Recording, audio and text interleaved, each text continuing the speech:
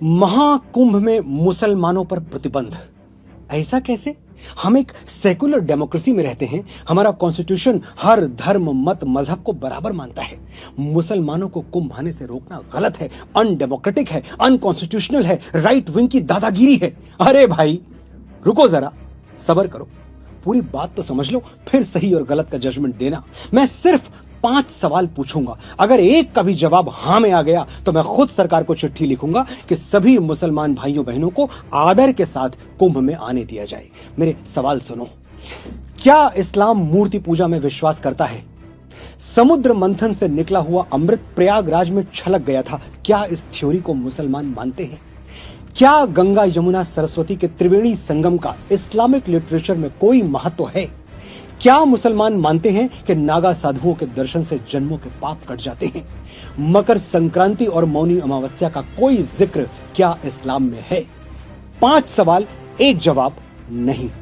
तो फिर मेरे भाई, तुम्हारे लिए कुंभ एक पिकनिक स्पॉट से ज्यादा कोई वैल्यू नहीं रखता, और तुम्हारी ये पिकनिक हमारे लिए 12 वर्षों की लंबी प्रतीक्षा है। उम्र की ढलान पर खड़े हमारे बड़े बुजुर्गों की प्रार्थना है, जो भगवान के सामने हाथ जोड़कर रोज यही दोहराते रहे, प्रभु बड़ा भरपूर जीवन दिया तुमने, बस कुछ दिन और जी लेने दो, अपनी आंखों से अंतिम बार महाकुंभ देख लें, मकर संक्रांति का गंगा स्नान कर लें, फिर हंसते हंसते तुम्हारे चरणों में आ जाएंगे। चाहते क्या हो तुम? जो थोड़ी बहुत पवित्रता हम सनातनी बचा पाए हैं वो भी दूषित हो जाए? देखे हैं हमने वो वीडियोस, खाने की चीजों में क्या क्या गंदगी मिलाई जा रही है और कौन मिला रहा है। हमारे बाबा थे, 90 साल की उम्र में भी अपना खाना खुद बनाते थे। घर में 4 बहुएं थीं, कहती हम बना दे बाबा, अलग चूल्हे पर बना देंगे। बाबा हंस के कहते नहीं बिटिया, किसी और के बनाए हुए पर विश्वास नहीं होगा, मन तभी मानेगा जब खुद बनाएंगे। ऐसा पवित्र और सैद्धांतिक जीवन जीने वालों को मरते मरते क्या हम किसी का जूठा खिला दें? जिस गंगा के जल में डुबकी लगा के वो निष्पाप होने आए हैं, उसी जल से शुद्धता का विश्वास छीन ले?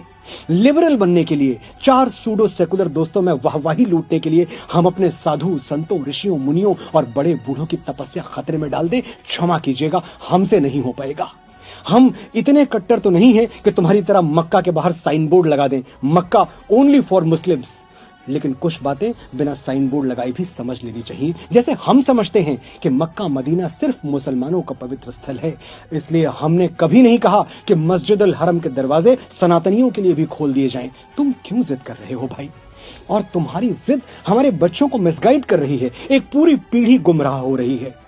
33 कोटि देवी देवता हैं हमारे पास, लेकिन हम चादर चढ़ाने दरगाह पहुंच जाते हैं।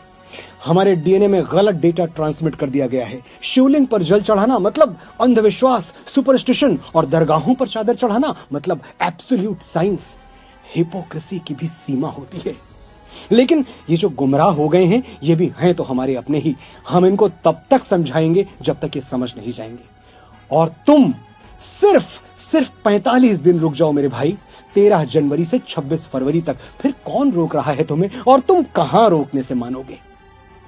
हर साल रामनवमी, दशहरा, दुर्गा पूजा हम हाथ जोड़ के विनती करते हैं, हमारी शोभा यात्राएं अपने इलाके से शांति पूर्वक निकल जाने दो। तुम कहां मानते हो? तुम्हारी छतें पत्थर उगलने लगती हैं। लेकिन महाकुंभ दुर्लभ है, ये अवसर हमें अगले 12 साल तक नहीं मिलेगा, इसलिए ना हम कोई चांस लेंगे और ना किसी की सेकुलर बकवास सुनेंगे। सनातन की सुरक्षा सिर्फ हमारे साधु संतों की जिम्मेदारी नहीं है। हम 100 करोड़ हिंदू सनातन के सिपाही हैं, और हम सिपाहियों ने प्रतिज्ञा ली है 45 दिनों तक तुम्हें त्रिवेणी संगम पर पांव नहीं रखने देंगे। हमारी प्रतिज्ञा का मान रख लो, वरना ये तो जानते ही हो कि अगर हम छत्रपति शिवाजी महाराज के वंशजों ने अपने जुड़े हुए हाथ खोल दिए तो औरंगजेबों को भागने के लिए जमीन कम पड़ जाएगी। सोया हुआ सनातन चैतन्य है, सजग है। वो वक्त कुछ अलग था, ये वक्त कुछ अलग है। जय महाकुंभ, जय संत समाज, हर हर महादेव।